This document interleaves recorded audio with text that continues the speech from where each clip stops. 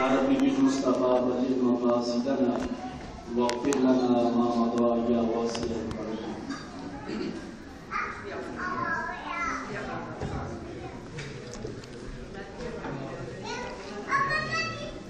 تمام حضرات نے توجہ فرمائی کہ کام دو دن کی توجہ نہیں رہے گی تو باتیں ضائع ہو جائیں گی.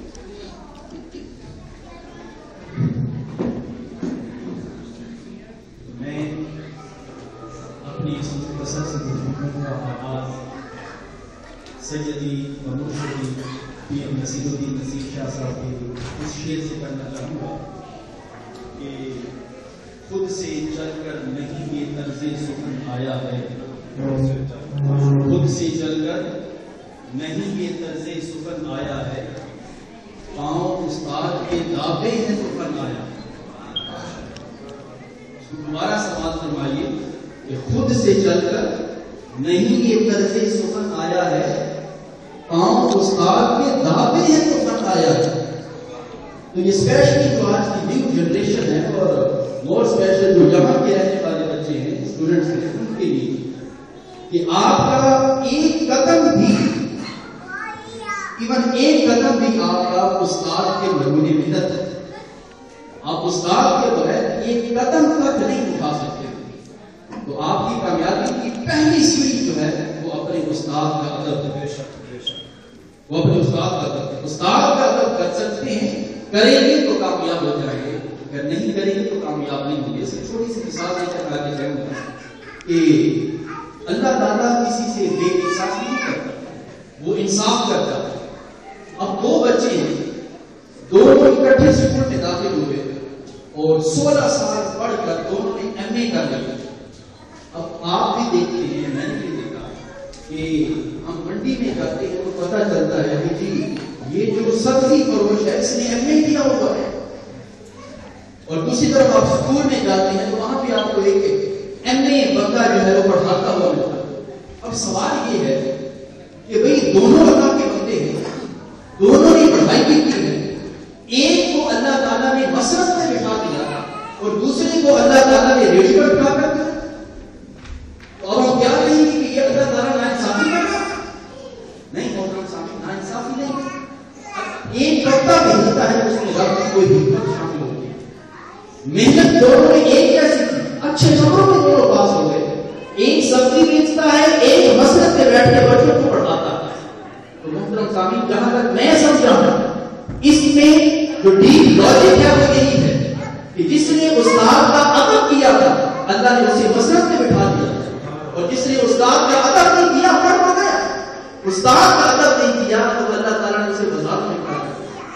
تو یہاں پر ہمارے شہر میں فرماتے ہیں کہ علم پڑھیا پر ادب نہ سیکھے، علم پڑھیا پر ادب نہ سیکھیا کہ رہنا علم کو پڑھ کے ہوئی تسبیح بھی پر گرنا پھریا کہ رہنا تسبیح پڑھ کے ہوئی.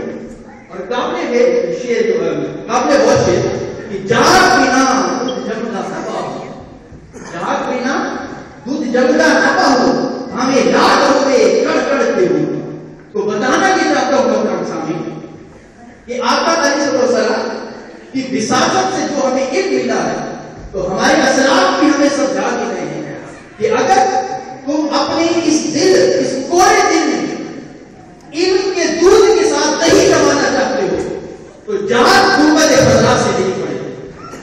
جب گنبد خضرا سے جاتے ہوگے تو ظاہری علم بھی عطا کر دیا جائے گا اور باطنی بھی عطا کر دیا جائے گا. اور یاد رکھیے محترم سامعین یہ صرف جذبے کی بات نہیں کہ کسی نے شعر پڑھ دیا اور میں نے اس کی تشریح کر دی. یہ صرف جذبے کی بات نہیں، خود آقا علیہ السلام نے ارشاد فرمایا کہ من یرید اللہ بہ خیرا یفقہہ فی الدین واللہ یؤتی من یشاء.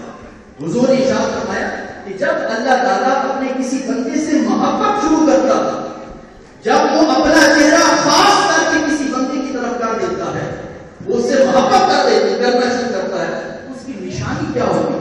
کیسے پتہ چلتا ہے کہ اللہ نے اس بندے سے محبت شروع کر دی ہے؟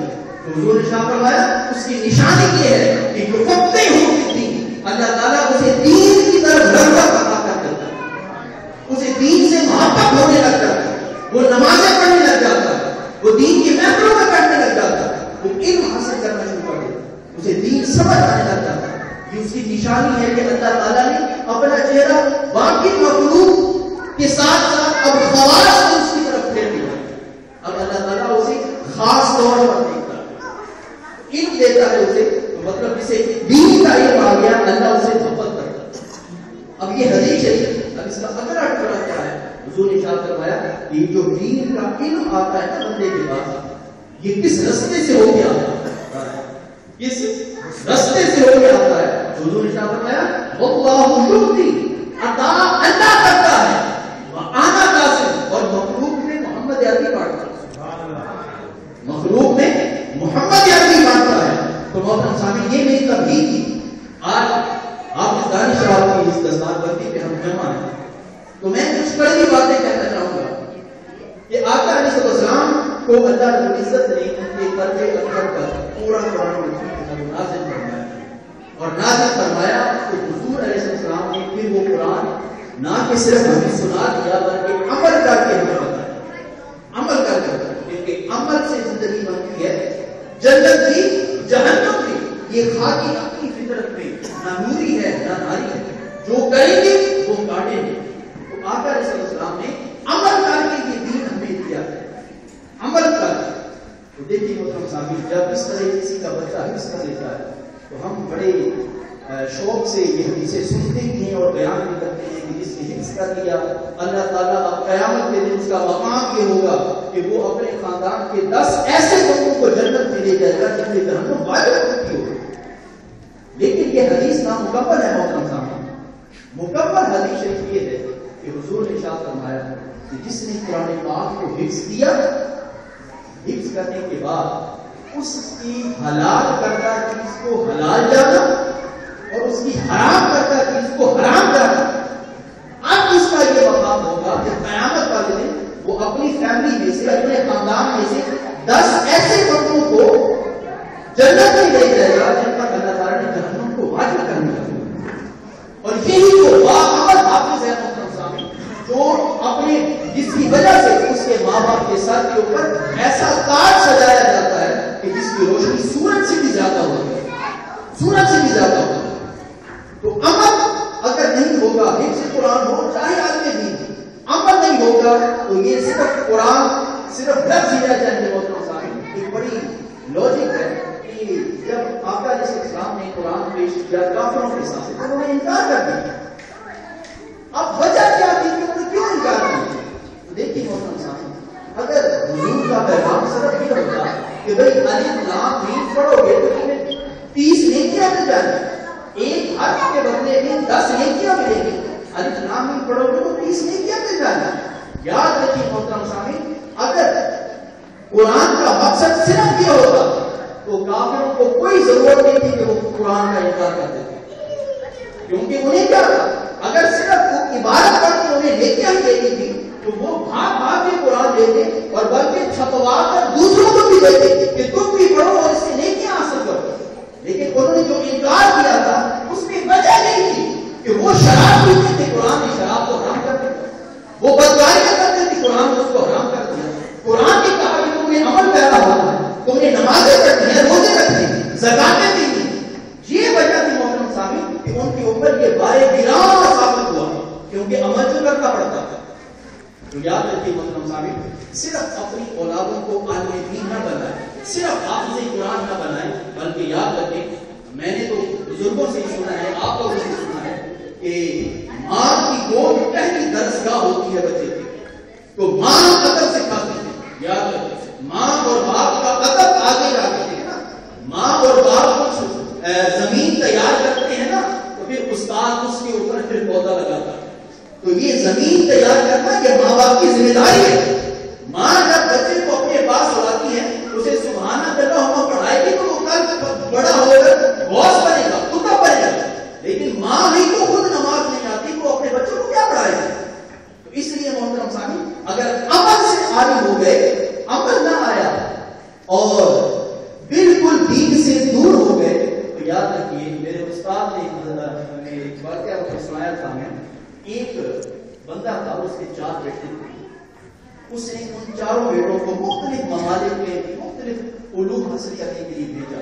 کوئی ڈاکٹر بن گیا، کوئی انجینئر بن گیا، بڑے غور سے نہیں رونگٹے کھڑے ہونے والی بات ہے. کسی کو مختلف جگہوں میں بھیجا.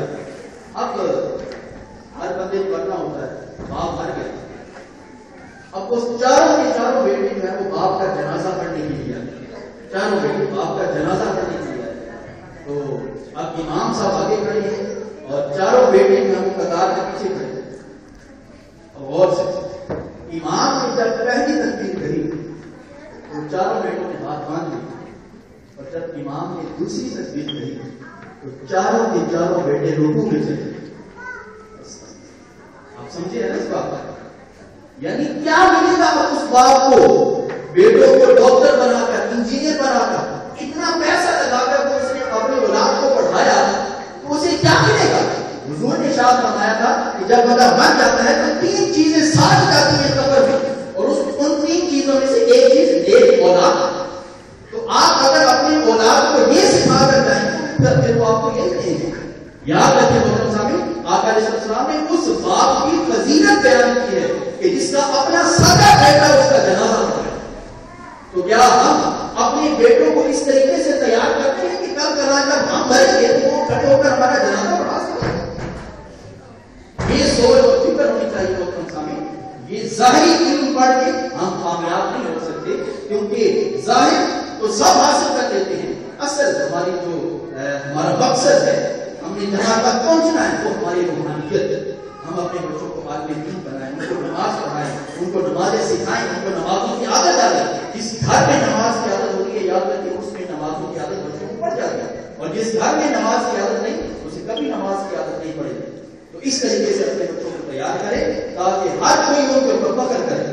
اور آخر میں صرف آخری بات کر کے کہ چونکہ ہم جتنے بھی یہاں بیٹھے ہیں وہ سارے جو ہے وہ پاکستان سے ان کا تعلق ہے، اور گاہے گاہے آپ پاکستان آتے جاتے رہتے ہیں.